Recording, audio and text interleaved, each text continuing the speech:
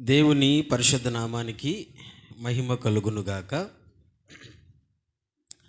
ప్రభువు పేరిట ఈ కార్యక్రమాన్ని చూస్తున్నా వింటున్నా ప్రతి ఒక్కరికి మన ప్రభు అయిన యేసుక్రీస్తు నామములో శుభాభివందనాలు తెలియజేస్తున్నాం.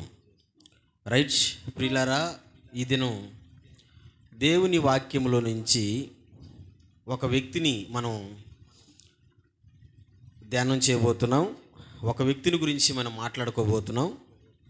ఎవరయ్యా ఆ వ్యక్తి అంటే, యాకోబు కుమారులలో మొదటి కుమారుడు, ఆయన పేరు రూబేను. రూబేను గురించినటువంటి కొన్ని మాటలు సంఘముగా ఉన్నటువంటి మనం, దేవుని సహవాసములో ఉన్నటువంటి మనం తెలుసుకోవాలి అని నా యొక్క ఆలోచన. ఈ వారం నుంచి మరి యాకోబు 12 మంది కుమారుల గురించి ఒక్కొక్క వారం ఒక్కొక్కరు గురించి మనం ధ్యానం చేస్తూ వస్తాం. అందులో భాగంగా ఈరోజు మొదటి కుమారుడు రూబేను గురించి మనం మాట్లాడుకోబోతున్నాం. కాకపోతే ఒక చిన్న పల్లవి, ఒక చరణం పాడుకున్న తర్వాత దేవుని వాక్యంలోకి మనం వెళ్ళిపోదాం. మనందరికి వచ్చినటువంటి ఒక పాట,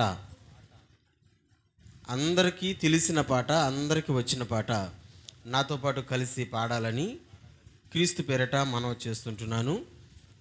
ప్రేమే శాశ్వతమైన అనేటువంటి పాట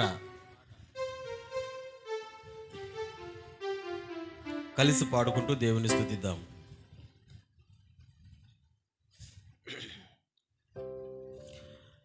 ప్రేమే శాశ్వతమైన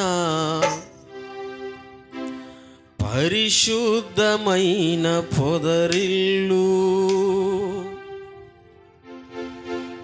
మనసే మందిరమాయే, నా మదిలో దీపము నీవే. అందరం కలిసి పాడుకుందామా? ప్రేమే శాశ్వతమైన పరిశుద్ధమైన పొదరిల్లు, మనసే మందిరమాయే, నా మదిలో దీపము నీవే. నిన్నాశ్రయించిన వారిని ఉదయించు సూర్యుని వలెనే నిరంతరం నీ మాటతో ప్రకాశింపచేయుదు. ప్రేమే శాశ్వతమైన పరిశుద్ధమైన పొదరిల్లు, మనసే మందిరమాయే, నా మదిలో దీపము నీవే.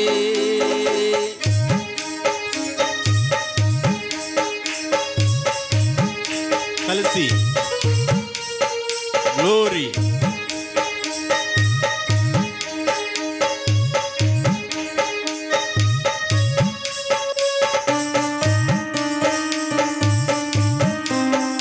ఆమేన్.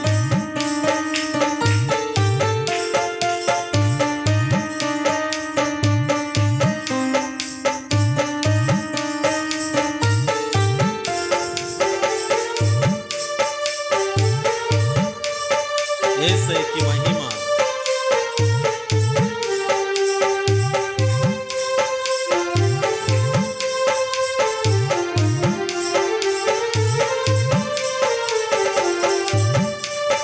ప్రభువా వందనం.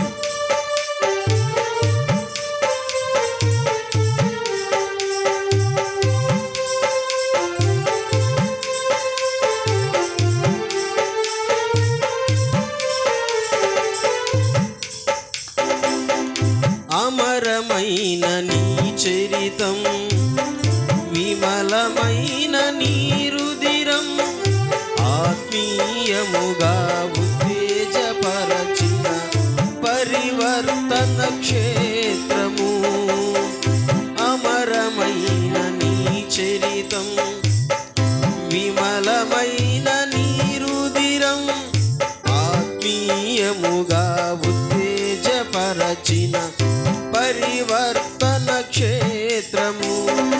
ఇన్నాళ్ళుగా నన్ను స్నేహించి ఇంతగా ఫలింపచేసితివి. ఈశ్వర సంపదనంతటితో అనుభవించినే పాడెదను. ఉండలేను, బ్రతుకలేను నీ తోడు లేకుండా, నీ నీడ లేకుండా. ప్రేమే శాశ్వతమైన పరిశుద్ధమైన పొదరిల్లు. మనసే మందిరమాయే నా మదిలో దీపం. నిన్నాశ్రయించిన వారిని ఉదయించు సూర్యుని వలెనే నిరంతరం నీ మాటతో ప్రకాశింపచేయుదు. ప్రేమే శాశ్వతమైన పరిశుద్ధమైన పొదరిల్లు.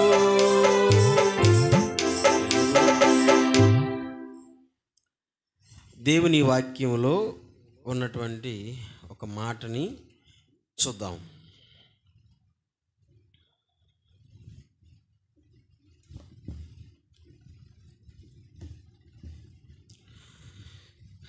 ఆదికాండం చూద్దాము అందరం కలిసి.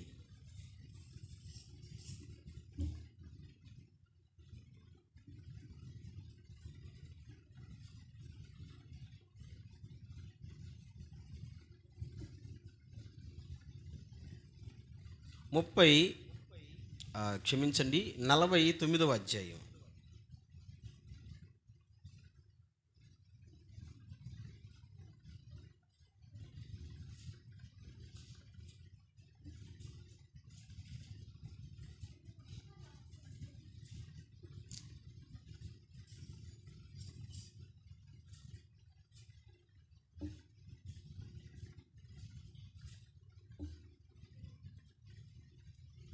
చూడండి 49వ అధ్యాయం 2-4 వచనాలు మనం చూద్దాం. యాకోబు కుమారులారా, కూడి వచ్చి ఆలకించుడి. మీ తండ్రి అయిన ఇశ్రాయేలు మాట వినుడి. రూబేను, నువ్వు నా పెద్ద కుమారుడవు. నా శక్తియు నా బలము యొక్క ప్రథమ ఫలమును, ఔన్నతిశయమును బలాతిశయమును నీవే. నీళ్ల వలె చెంచులుడివై నీవు అతిశయము పొందవు. నీ తండ్రి మంచము మీదకెక్కితివి, దానిని అపవిత్రము చేసితివి. అతడు నా మంచము మీదకెక్కెను. దేవుడు ఈ మాటను మనందరి వినికిడిలో దీవించును గాక. ఆమేన్. ఒక చిన్న ప్రార్థన చేసి ఈ పూట దేవుని వాక్యాన్ని ప్రారంభం చేద్దాం. పరిశుద్ధుడైన తండ్రి, ప్రేమ కలిగిన ప్రభువా, మరొక మంచి అవకాశాన్ని, సమయాన్ని మీరు ఇచ్చారు తండ్రి. ఈ దినమందు ఎంతమంది బిడ్డలైతే ఈ కార్యక్రమాన్ని చూస్తున్నారో వింటున్నారో వారందరిని కూడా జ్ఞాపకం చేసుకోండి ప్రభువా. వారందరినీ కావాల్సినటువంటి సహాయం మీరు అనుగ్రహించండి ప్రభువా. ఈరోజు రూబేను గురించి మేము ధ్యానం చేయబోతున్నాం. నా తండ్రి, ఇతని జీవితంలో నుంచి మేమేమైతే నేర్చుకోవాలని మీరు తలంచారో నాయనా, ఆ పాఠాలన్నీ కూడా మీరే నేర్పించి మహిమ తెచ్చుకోండి. వినగలిగిన చెవి, గ్రహించగలిగిన మనస్సును ప్రతి ఒక్కరికి దయచేయండి ప్రభువా. ఈ కార్యక్రమం అనేక మందికి ఆశీర్వాదకరంగా, దీవెనికరంగా ఉన్నట్లుగా కృప చూపమని, ఈ మాటలలో ఉన్నటువంటి సత్యాన్ని మేము గ్రహించి ముందుకు కొనసాగునట్లుగా కృప చూపమని మా ప్రభు అయిన యేసుక్రీస్తు నామములో ఈ మనవులన్నీ నీ సన్నిధిలో పెట్టి అడిగి పొందుకొని ఉన్నాము తండ్రి. ఆమేన్. క్రీస్తునందు ప్రియమైనటువంటి దేవుని పిల్లలారా, మనం ప్రతి శనివారం బైబిల్ గ్రంథములో పురుషుల జీవిత చరిత్రని మనం ధ్యానం చేస్తూ వస్తున్నాం. ఎందుకో నాకు ఈరోజు యాకోబు 12 కుమారుల గురించి ఒక్కొక్క వారం ఒక్కొక్క వ్యక్తిని గురించి ధ్యానం చేస్తే బాగుంటుంది కదా అనేటువంటి ఒక ఆలోచన అయితే నాకు వచ్చింది. ఈ ఆలోచన ప్రకారంగానే నేను దేవుని వాక్యాన్ని ధ్యానం చేసి మీ ముందర తీసుకొచ్చి పెడుతున్నాను. ఈరోజు యాకోబు కుమారులలో మొదటి కుమారుడు రూబేను గురించినటువంటి కొన్ని చేదు వాస్తవాలు అనుకోవచ్చు. బహుశా వాటన్నిటిని కూడా మనం ధ్యానం చేయబోతున్నాం. ప్రియులరా, గమనించండి. ఆదికాండం 49వ అధ్యాయంలో యాకోబు తన 12 మంది కుమారులు గురించినటువంటి చరిత్ర, లేకపోతే వాళ్ళు ఎలాంటి మనస్తత్వము కలిగినటువంటి వాళ్ళు, ఆ విషయాలన్నీ కూడా ఆ 49వ అధ్యాయంలో రాశారు. ఎందుకు నేను ఈ విషయాన్ని నొక్కి చెప్తున్నానంటే, తన పిల్లల గురించి తండ్రికి తెలిసినంత విధంగా ఇంకెవరికి కూడా తెలియదు. ఏ పిల్లల గురించి అయినా సరే తండ్రి తప్పుగా చెడుగా మాట్లాడాడు.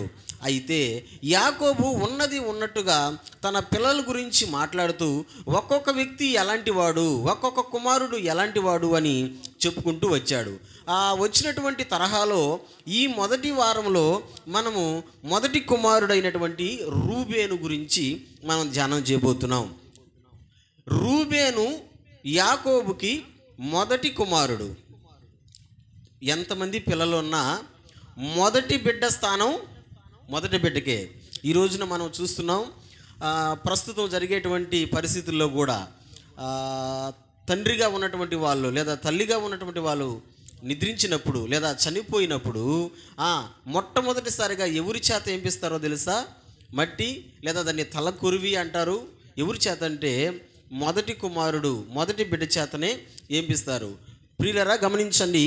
మొదటి స్థానము ఎప్పటికీ చాలా ప్రాముఖ్యమైనటువంటి స్థానంగా మనం భావించవచ్చు. అటువంటి ప్రాముఖ్యమైనటువంటి స్థానములో పుట్టాడు ఎవరు? రూబేను. అయితే రూబేను గురించి వాళ్ళ నాన్న ఏం చెప్తున్నాడు? మంచిగా చెప్తున్నాడా, చెడుగా చెప్తున్నాడా అని మనం ఆలోచన చేస్తే చాలా స్పష్టంగా మనం అక్కడ చదివాం. ఏమని చూడండి. యాకోబు కుమారులారా, కూడి వచ్చి ఆలకించుడి, మీ తండ్రి అయిన ఇశ్రాయేలు మాట వినండి అంటూ చూడండి. మొదటి కుమారుడు గురించి చెప్తున్నాడు.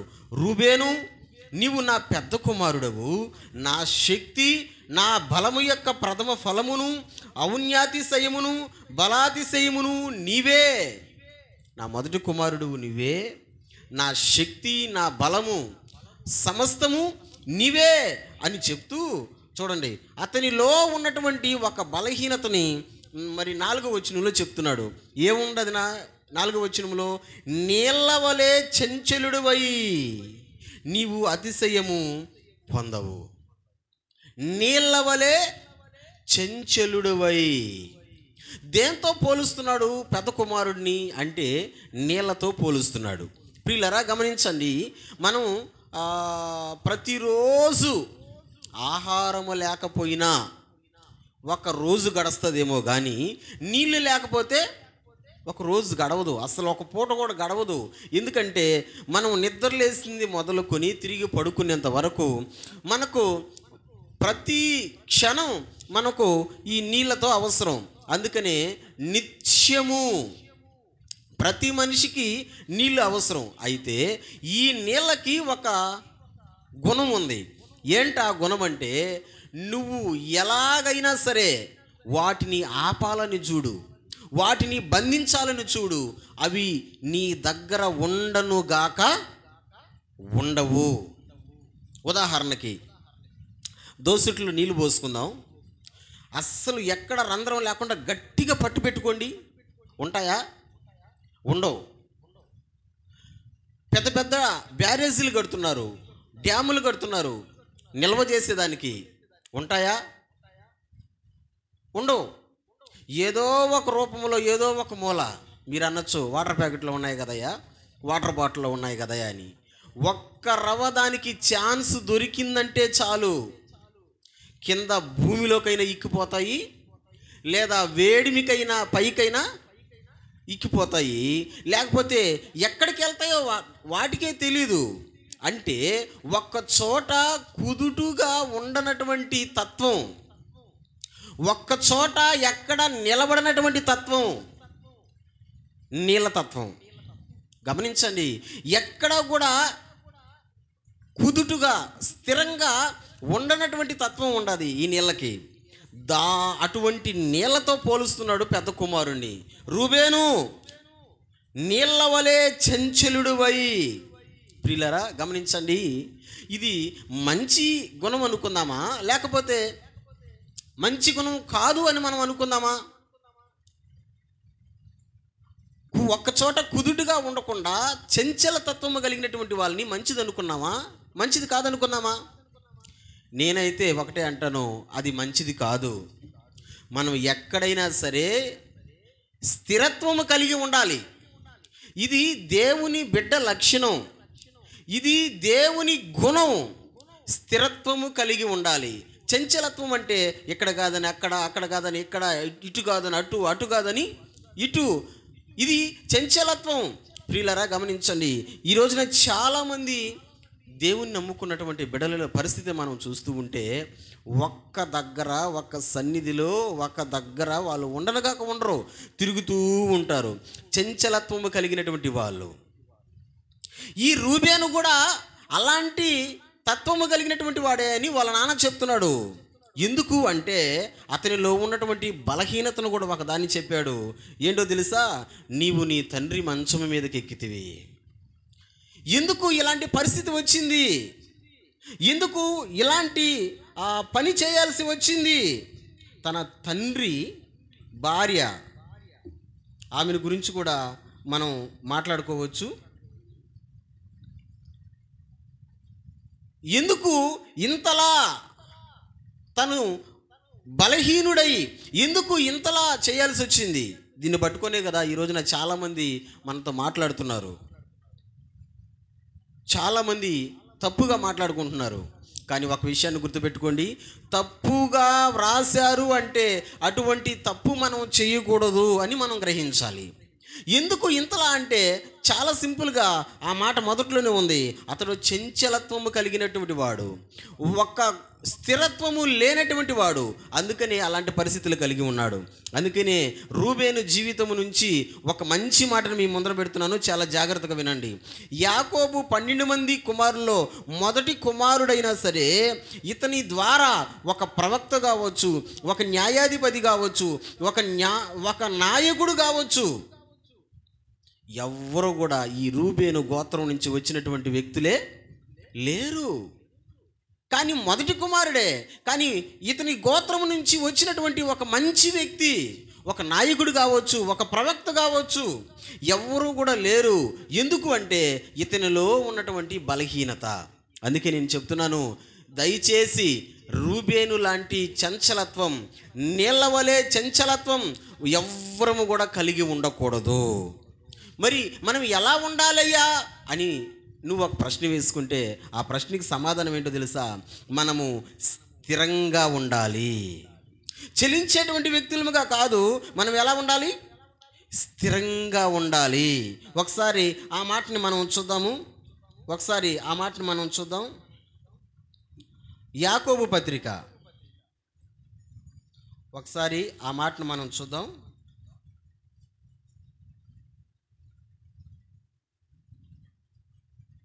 యాకోబు పత్రిక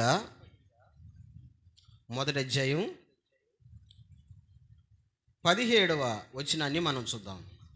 17వ వచనం, శ్రేష్టమైన ప్రతి ఈవియు, సంపూర్ణమైన ప్రతి వరమును పరసంబంధమైనదై జ్యోతిర్మయుడగు తండ్రి యొద్ద నుండి వచ్చును. ఆయన యందు ఏ చంచలత్వమైనను గమనముల వలన కలుగు ఏ ఛాయ అయినను లేదు. ఆయన యందు, ఆ మాటను చూడండి, ఏ చంచలత్వమైనను గమనముల వలన కలుగు ఏ ఛాయ అయినను లేదు. దేవునిలో ఏ చంచలత్వం లేదు. మరి ఏమున్నది? మరి మనం ఎలా ఉండాలి? చంచలత్వము కలిగి ఉండాలా? చలించేటువంటి వారంగా మనం ఉండాలా? కాదు. ఎలా ఉండాలంటే స్థిరంగా ఉండాలి, స్థిరముగా ఉండాలి. దేవునికి స్తోత్రం. ఏటిల్లో మనం స్థిరంగా ఉండాలి. 1, 2, 3 విషయాలు మీ ముందర పెట్టి నా అంశాన్ని ముగిస్తాను. ఏటిల్లో స్థిరంగా ఉండాలి. మనం వీటిల్లో ఇప్పుడు చెప్పబోయేటువంటి వాటిల్లో చంచలత్వం పనికిరాదు, అంటే స్థిరంగా లేకుండా కదిలిపోయేటువంటి ఆ మనసు పనికిరాదు. మరి ఇప్పుడు చెప్పబోయే వాటిలో మనం స్థిరత్వం కలిగి ఉండాలి. ఏటిల్లో నెంబర్ 1 అపోస్తుల కార్యాలు 16వ అధ్యాయం. ఏటిల్లో మనం స్థిరంగా ఉండాలి. అపోస్తుల కార్యాలు 16వ అధ్యాయం 5వ వచనాన్ని చూద్దాం. గనుక సంఘములు విశ్వాసమందు స్థిరపడి అనుదినము లెక్కకు విస్తరించుచుండెను. సంఘాలంట అపోస్తులు చేస్తున్నటువంటి సువార్త ద్వారా సంఘాలంట విశ్వాసమందు స్థిరపడి. దేంతో మనం స్థిరంగా ఉండాలి? ఈ మాటలు వింటున్న నా ప్రియ సోదరి సోదరుడా, నువ్వు స్థిరంగా ఉన్నావా? దేంతో? విశ్వాసములో దిగజారిపోయి ఉన్నావా? అవిశ్వాసం కలిగి ఉన్నావా? అల్ప విశ్వాసం కలిగి ఉన్నావా? ఎలాంటి విశ్వాసం కలిగి ఉన్నావు? అసలు మనం ఎలాంటి విశ్వాసం కలిగి ఉండాలి? స్థిరమైన విశ్వాసం. ఈ కార్యక్రమాన్ని చూస్తున్నా, ఈ మాటలు వింటున్నా నా ప్రియ సోదరి సోదరుడా, ఒక క్రైస్తవుని యొక్క జీవితం స్థిరంగా ఉండాలి. దేంతో అంటే విశ్వాసములో స్థిరంగా ఉండాలి. మన పేరేనండి విశ్వాసులు, మన పేరే విశ్వాసులు. విశ్వాసుల లోపల విశ్వాసం ఉండాలి. ఈ రోజున మనం చూస్తున్నాం చాలామందిని పేరుకే విశ్వాసులు, కానీ ఆ విశ్వాసుల లోపల అస్సలు విశ్వాసాన్ని మనం చూడడం లేదు, కనబడడం లేదు. దేవుని గొప్ప కార్యాలు జరగాలన్నా, దేవుని అద్భుత కార్యాలు జరగాలన్నా, లేకపోతే దేవుడు మనలను ఇష్టపడాలన్నా ఏముండాలా? విశ్వాసం. మనం చాలాసార్లు ఒక మాట చదువుతూ ఉంటాం. హెబ్రీ పత్రిక 11వ అధ్యాయం 6వ వచనంలో చాలాసార్లు ఆ మాటను చదువుతూ ఉంటాం. ఏంటో తెలుసా?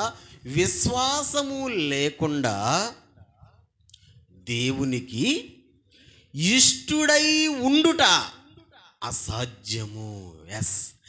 ఒక మనిషికి విశ్వాసము లేకుండా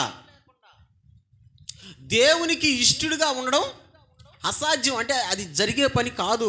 ఇంగ్లీష్లో మంచి మాట ఉంటుంది, అసాధ్యం అంటే ఇంపాసిబుల్, అంటే జరిగే పని కాదు. దేవుడు నిన్ను ఇష్టపడాలన్నా, దేవుని కార్యాలు నీ జీవితంలో జరగాలన్నా, దేవుని అద్భుతాలు నువ్వు రుచి చూడాలన్నా, చవి చూడాలన్నా ఖచ్చితంగా నీలో విశ్వాసం ఉండాలా. విశ్వాసములో నువ్వు స్థిరంగా ఉండాలా. అటు ఇటు ఊగేటువంటి విశ్వాసం నీకు ఉండకూడదు. వాళ్ళు ఒక మాట చెప్తే వాళ్ళు మాట చేయడం, వీళ్ళు ఒక మాట చెప్తే ఈ మాట విని ఈ విధంగా చేయడం ఉండకూడదు. విశ్వాసములో స్థిరంగా మనం నిలబడాలి. స్థిరమైనటువంటి విశ్వాసము ప్రతి క్రైస్తవుడు, ప్రతి దేవుని బిడ్డ కలిగి ఉండాలి. రూబేను మొదటివాడైనా సరే, అతని గోత్రం నుంచి ఏ వ్యక్తి వచ్చాడు? ప్రథమ స్థానం సంపాదించుకున్నా సరే ఆ ప్రాముఖ్యత లేకుండా పోయింది. ఎందుకు అంటే అతను స్థిరంగా లేడు, అతను చంచలుడు. మరి మనం అలాగ ఉండకూడదు కదా. మరి మనం ఎలాగ ఉండాలంటే స్థిరంగా ఉండాలి. నెంబర్ 1 విశ్వాసములో స్థిరముగా ఉండాలి.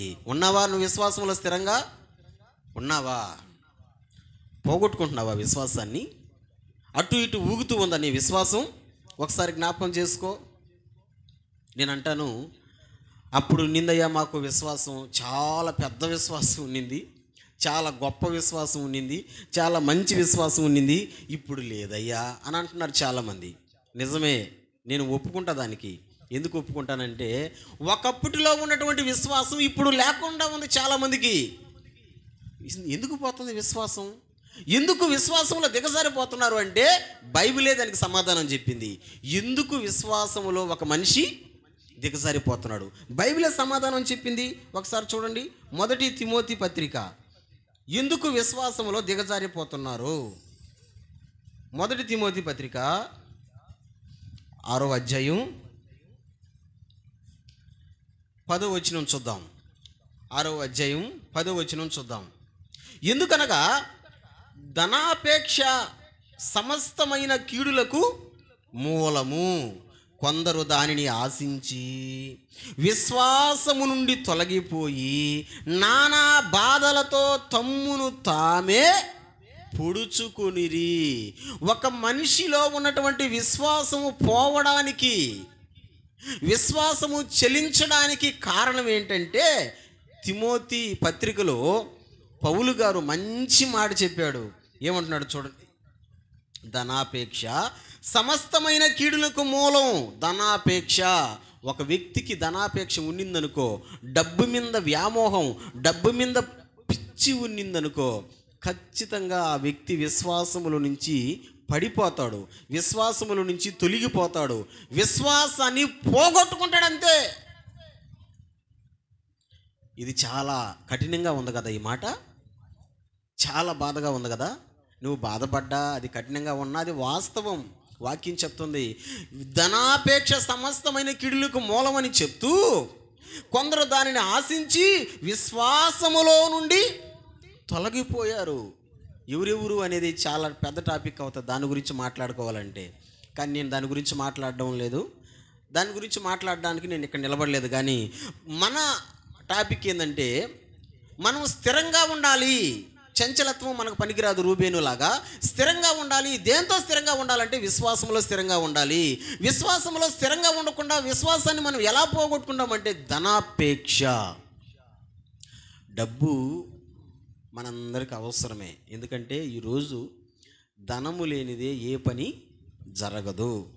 దేవుని పని కావచ్చు, మన పని కావచ్చు, ఏదైనా కావచ్చు, డబ్బులు లేనిదే జరగదు. కానీ అక్కడ రాసిన మాట ధనాపేక్ష అంటే దాని మీదే ఇంక ఏరే ధ్యాస ఉండదు వాళ్ళకి.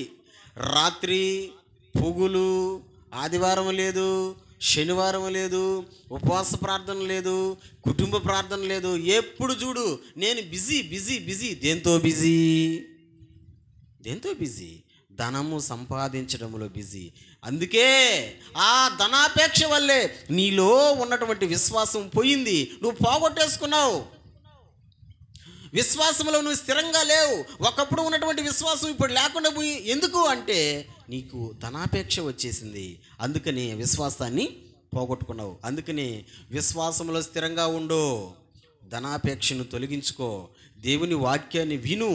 వినుట వలన విశ్వాసము కలుగును. వినుట వలన దేవుని గురించినటువంటి మాట విన్నప్పుడు ఏమొస్తుందంట? విశ్వాసం వస్తుంది. అందుకని మొట్టమొదటిసారిగా నేను చెప్తున్నాను, విశ్వాసములో మనం స్థిరంగా ఉండాలి. విశ్వాసాన్ని ఎందుకు పోగొట్టుకుంటున్నామంటే ధనాపేక్ష వలన మనం పోగొట్టుకుంటున్నాం. ఎలా దాన్ని సంపాదించుకోవాలంటే దేవుని వాక్యం వినుట ద్వారా ఆ విశ్వాసాన్ని సంపాదించుకోవచ్చు. రెండవ దానికి చూద్దామా? దేంతో స్థిరంగా ఉండాలి? నెంబర్ 1 విశ్వాసంలో స్థిరంగా ఉండాలి. నెంబర్ 2 దేంతో స్థిరంగా ఉండాలి?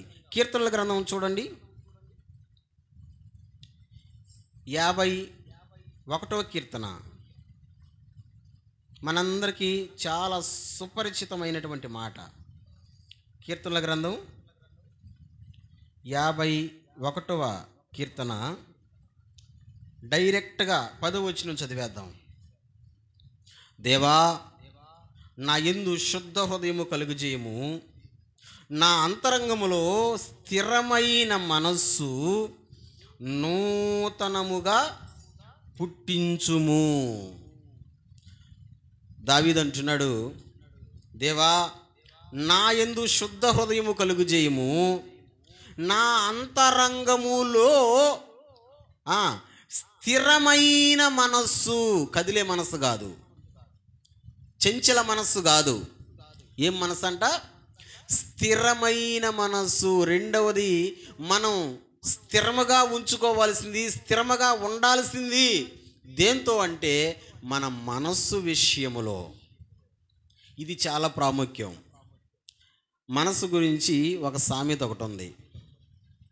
మనసు పోయిన దగ్గరకంతా మనిషి పోకూడదంట. మనసుకి ఒక మంచి అలవాటు ఒకటి ఉంది. మంచిదని నేను అన్ను, కానీ మాట ఈలు అన్నమాట. ఒక మంచి అలవాటు ఒకటి ఉంది. ఏంటి ఆ అలవాటు అంటే, అది మన కంటికి కనిపించదు కాబట్టి ఎక్కడికంటే అక్కడికి పరిగిస్తుంది. ఇంకొక విషయం చెప్పనా, దానికంటే స్పీడు అంటే మనస్సు కంటే స్పీడు ఏది పోలేదబ్బా, అంత స్పీడ్గా పోతుంది. ఇక్కడ మనం ఉన్నాం కదా, హైదరాబాద్ అనగానే అప్పుడే హైదరాబాద్కి వెళ్ళి ఉంటుంది, లేదా చెన్నై అనగానే చెన్నైకి వెళ్ళి ఉంటుంది, లేదా అమెరికా నీకు తెలుసుంటే అనగానే దానికి ఫ్లైట్లు అవసరం లే, బండ్లు అవసరం లే, షిప్పులు అవసరం లే, ఏం అవసరం లే, అన్నిటికంటే చాలా స్పీడ్గా పోద్ది మనస్సు. ఆ మనస్సు పోయిన దగ్గరకంతా మనిషి పోకూడదు. అందుకే దావీదు అంటాడు, అయ్యా మనసు పోయిందయ్యా ఒక దగ్గరికి, దాని ద్వారా ప్రతిఫలాన్ని అనుభవించానయ్యా. అందుకనే నా మనసు కదిలిపోయే మనసుగా ఉండకూడదయ్యా. నా మనసు ఎలా ఉండాలా? స్థిరముగా ఉండాలా. నీ మనసు ఏదేదో పిచ్చి పిచ్చిగా నీకు చెప్తుంది, దేన్నో పిచ్చి పిచ్చి వాటిని చూపిస్తుంది. వాటినే నిజమని, అవే కావాలని, అవే నాకు ఇష్టమని నువ్వు అనుకోనుగా నా మనసు పోయిన దగ్గరకు నువ్వు వెళ్ళావా, దాని ద్వారా వచ్చేటువంటి ప్రతిఫలం రేపు భయంకరంగా ఉంటుంది. భయంకరంగా ఏడవాల్సి వస్తుంది, భయంకరంగా బాధపడాల్సి వస్తుంది. అందుకే దేవుని వాక్యం అంటుంది, స్థిరమైన మనసు కలిగి ఉండో. నీ మనసు పరిగెత్తుతున్నా సరే దానిని అదుపు చేసుకునేటువంటి ఆ బలం, ఆ శక్తి నీకు ఉండాలా. మీకు బైబిల్లో ఒక మంచి మాట చూపిస్తా చూడండి. సామెతల గ్రంథం అసలు భలే ఉంటుంది. ఈ మాట నాకు భలే నచ్చిన మాట. సామెతల గ్రంథం 16వ అధ్యాయం 32వ వచనం. సామెతల గ్రంథం 16వ అధ్యాయం 32వ వచనం. పరాక్రమశాలి కంటే దీర్ఘశాంతము గలవాడు శ్రేష్ఠుడు, పట్టణము పట్టుకొని వాని కంటే తన మనస్సును స్వాధీనపరుచుకునివాడు శ్రేష్ఠుడు. ఒక పట్టణము పట్టుకుని వానికంటే, పట్టణం పట్టుకునేది ఎవరో? బలార్జులు, బలవంతులు, శూరులు, వీరులు. వీళ్ళకంటే తన మనస్సును స్వాధీనపరుచుకునేవాడు శ్రేష్ఠుడు. అంటే మనస్సుని తక్కువ పెట్టుకునేవాడు, మనస్సుని కంట్రోల్ చేసుకునేవాడు శ్రేష్ఠుడంట.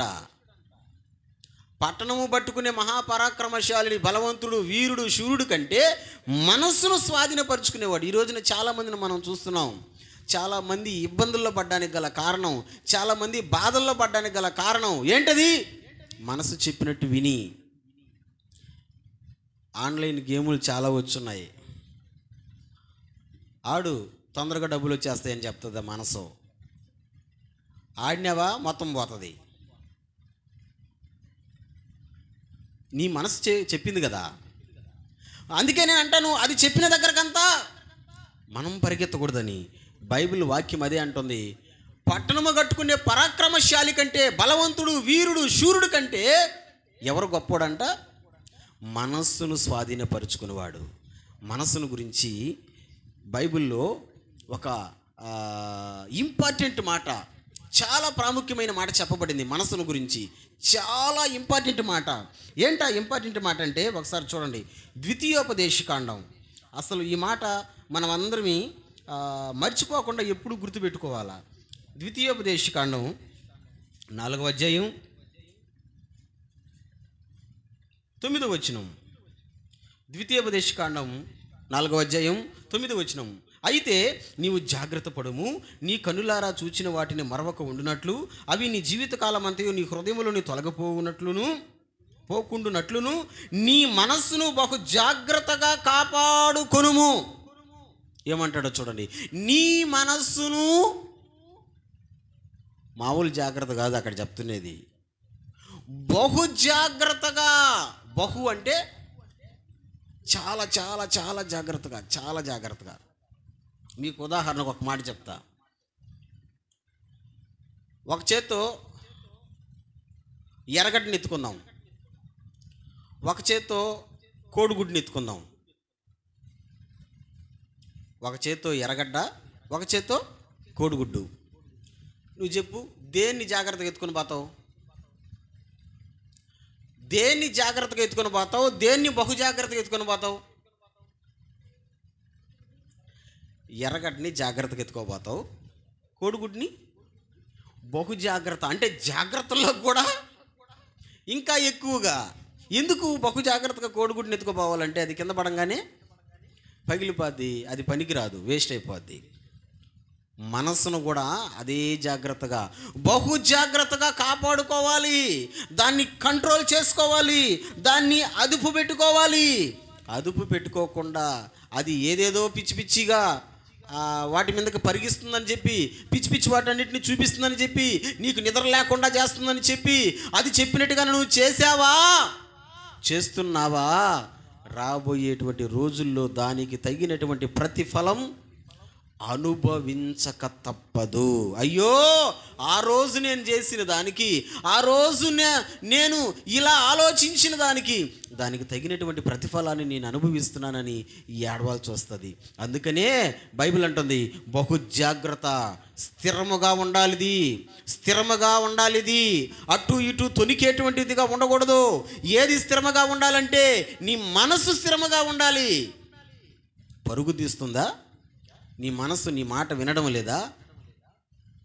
కొన్నిసార్లు మీరు గమనించండి, పెద్దవాళ్ళు చెప్పినా వినరు, పక్కన వాళ్ళు చెప్పినా వినరు, సేవకులు చెప్పినా వినరు. నేను విన్ను, నాకు అదే కావాలా, నేను విన్ను, నేను అలాగే ఉంటా, నేను విన్ను, నా పరిస్థితి అంతే. జాగ్రత్త, మనస్సు పోయిన దగ్గరకంతా నువ్వు పోతున్నావంటే దానికి తగిన ప్రతిఫలము నువ్వు అనుభవించాలి. అందుకని బహు జాగ్రత్త, స్థిరంగా ఉంచుకోండి ఈ మనసుని.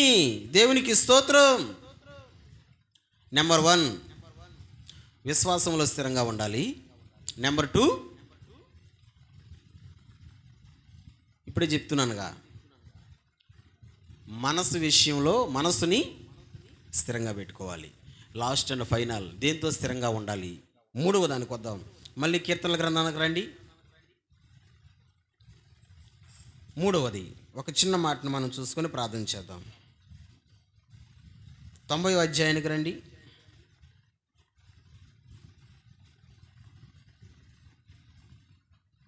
లాస్ట్ వచనం 17వ వచనం చూడండి. మా దేవుడైన యెహోవా ప్రసన్నత మా మీద ఉండునుగాక, మా చేతి పనిని మాకు స్థిరపరచుము, మా చేతి పనిని స్థిరపరచుము.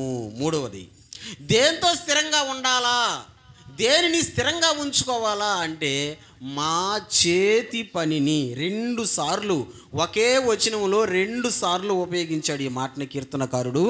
మా చేతి పనిని స్థిరపరచుము అంటే 3వది ఏ విషయంలో స్థిరంగా ఉండాలా, దేని విషయంలో స్థిరంగా ఉండాలంటే చేతి పనుల విషయంలో.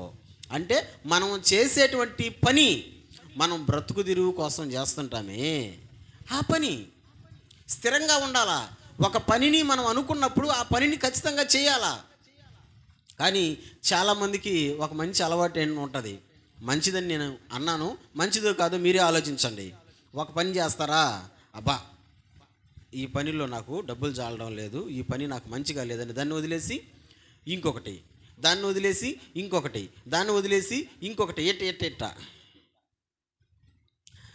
నాకు ఒకసారి ఒక వ్యక్తి ఒక జోక్ చెప్పాడు, భలే నచ్చింది నాకు ఆ జోకు. ఏంటంటే, ఈత వచ్చినోడు కొట్టుకొని చేస్తాడంట, ఈత రానోడు ఒకేసారి చేస్తాడంట. అదేందయ్యా అది జోక్ అని చెప్పి అట్ట చెప్పావంటారా? అంతే కదా. ఇప్పుడు నీళ్ళల్లో మునిగిపోతున్న వ్యక్తికి ఈత వచ్చిందనుకో కొట్టుకొని చేస్తాడు. అంటే ఈతాడి అలిసిపోయి కాళ్ళు నొప్పులు వచ్చి చేతులు నొప్పులు వచ్చి చచ్చిపోతాడు. ఇంక ఈతలేక. మరి ఈత రానోడు వాడికి ఆ కష్టం ఉండదు, ఒకేసారి చచ్చిపోతాడు. ఎందుకంటే ఈత రాదు కదా, మునగడం చచ్చిపోతాడు. ఎందుకు చెప్పానంటే 10 పనులు నువ్వు నమ్ముకున్నావు అనుకో, 10 పనులు, ఈత వచ్చినోడు పని అది దబా ఇది కాదని అది కాదని ఇది, అన్నిట్లో అలిసిపోయి ఆగిపోతావు. అది ఒకే ఒక్క దాన్ని ఎంచుకున్నావు అనుకో, ఆ చేతి పనిలో స్థిరంగా నిలబడ్డావు అనుకో, యోబును దేవుడు ఆశీర్వదించాడు. నీకు గుర్తుందా? యోబు గ్రంథం 1వ అధ్యాయంలో అతని చేతి పనులను నువ్వు దీవించుట చేత అతని ఆస్తి ఎక్కువైపోయింది. ఎందుకు ఎక్కువైపోయింది యోబు ఆస్తి? అతని చేతి పనులను దేవుడు దీవించాడు. నేను అంటాను, దేవుడు గనక మన చేతి పనిని దీవించకపోతే మనం సంపాదించింది మనకే చాలదు. మీరు గమనించండి, కొంతమంది వందలు సంపాదించే వాళ్ళు ఉన్నారు, వేలు సంపాదించే వాళ్ళు ఉన్నారు, లక్షలు కూడా సంపాదించే వాళ్ళు ఉన్నారు. లక్ష అంటే కూడా లెక్కలా కొంతమందికి, అంత రేంజ్ వాళ్ళు కూడా ఉన్నారు. కానీ ఓళ్ళు సంపాదించింది ఓలికే చాలదు. ఆ మరుసటి వచ్చే రోజు ఎటపోతుందో తెలియదు. ఎందుకంటే స్థిరత్వము లేనటువంటిది. అందుకని మూడవదిగా మనం దేంతో స్థిరంగా ఉండాలంటే మన చేతి పనుల విషయాల్లో, మనము చేస్తున్నటువంటి పనుల విషయాలలో, మనం చేస్తున్న కష్టార్జితం విషయాలలో మనం ఎలా ఉండాలంట? స్థిరంగా ఉండాలి. నేను అంటాను, నువ్వు దేన్నైతే ఎన్నుకొని ఉన్నావో అది కష్టం అనుకుంటున్నావు కావాలా, దాన్ని చేయలేని అనుకుంటున్నావు కావాలా, ఆ పనిలోనే దేవుడు నిన్ను పైకి తీసుకొస్తాడంతే. ఆ పనిలోనే నీకు అభివృద్ధి ఉంది అంతే. ఆ పనిలోనే దేవుని దీవెన ఉంది అంతే. నువ్వు నమ్ము, నీ చేతి పనిని దేవుడు దీవిస్తాడు. కానీ నువ్వు ఎట్టుండాలా? ఆ నమ్ముకున్నటువంటి ఆ చేతి పనిని, నువ్వు తలంచినటువంటి చేతి పనిని స్థిరంగా చేయాలా. అమ్మో దీన్ని చేయలేను, ఇంకొకటి ఇంకొకటి ఇంకొకటి ఇంకొకటి ఇంకొకటి ఇటు ఎన్నుకుంటా పోతావు అనుకో. లాస్ట్లో నువ్వు, నేను అదే చెప్పాను, ఈత వచ్చినాడు కొట్టుకొని చేస్తాడు అన్నట్టుగా ఏది లేకుండా నేను అది చేశానయ్యా, ఇది చేశానయ్యా, అది చేశానయ్యా, ఇది చేశానయ్యా, మరి ఇప్పుడు ఏది చేయకుండా మూలకొచ్చున్నానయ్యా. చేతి పనులలో స్థిరంగా ఉండాలి. ఈ మూడు విషయాలలో ప్రతి క్రైస్తవుడు స్థిరంగా ఉండాలి. బిడ్డ మీరు గమనించండి, రూబేను గురించి వాళ్ళ నాన్న అంటాడు, ఇతడు స్థిరం లేని మనిషి, అందుకని ఒక్క మంచి వ్యక్తి కూడా ఇతను గోత్రంలో నుంచి బయటికి రాలా. అలాంటి బ్రతుకు, అలాంటి జీవితం మనకు ఉండకూడదు. చంచలత్వం మనకు ఉండకూడదు. స్థిరత్వం ఉండాలా. స్థిరముగా ఉన్నటువంటి ప్రతి ఒక్కరిని దేవుడు దీవిస్తాడు. స్థిరముగా ఉన్నటువంటి ప్రతి ఒక్కరిని దేవుడు ఆశీర్వదిస్తాడు. దేంతో స్థిరంగా ఉండాలి? నెంబర్ 1 విశ్వాస విషయంలో స్థిరంగా ఉండాలి. నెంబర్ 2 మనసు విషయంలో స్థిరంగా ఉండాలి. నెంబర్ 3 మన చేతి పనుల విషయంలో స్థిరంగా ఉండాలి. ఉంటావా? స్థిరంగా ఉండు. దేవుని యొక్క దీవెన పొందుకో. అటువంటి మహా గొప్ప కృప దేవాతి దేవుడు మనందరికీ దయచేయునుగాక. ఆమేన్. చిన్న ప్రార్థన చేద్దాం.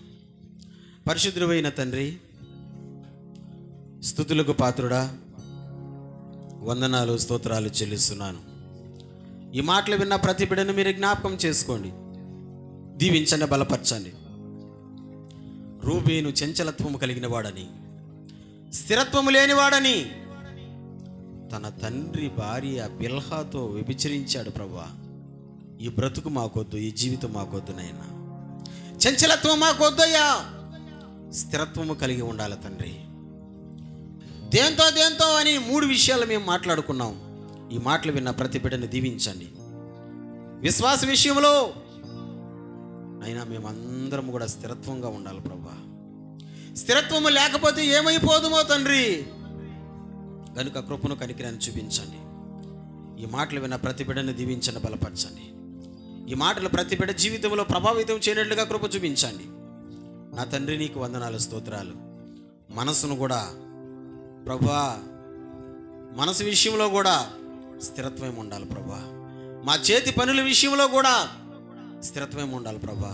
ఇటువంటి స్థిరత్వమే జీవితాన్ని మీరే మాకు దయచేసి కృప చూపమని ప్రార్థన చేస్తున్నాను. మహిమ ఘనత ప్రభావములు మా ద్వారా మీరే పొందుకోండి ప్రభువా. ఈ కార్యక్రమాన్ని చూసిన విన్న ప్రతి బిడ్డను, మందిరంలోకి వచ్చిన ప్రతి బిడ్డను దీవించి నీ రాకడకు మమ్మల్ని అందరినీ సిద్ధపరచమని మా ప్రభు అయిన యేసుక్రీస్తు నామములో ఈ మనవులను నీ సన్నిధిలో పెట్టి అడిగి పొందుకొని ఉన్నాము తండ్రి. ఆమేన్. అందరం చెబుదాం. నా ప్రాణమా యెహోవాను సన్నిధించుము, నా అంతరంగంలో ఉన్న సమస్తమా ఆయన పరిశుద్ధ నామాన్ని సేవించుము. నా ప్రాణమా యెహోవాను సన్నిధించుము, ఆయన చేసిన ఉపకారములలో దేనిని మరొకము. ఆమేన్.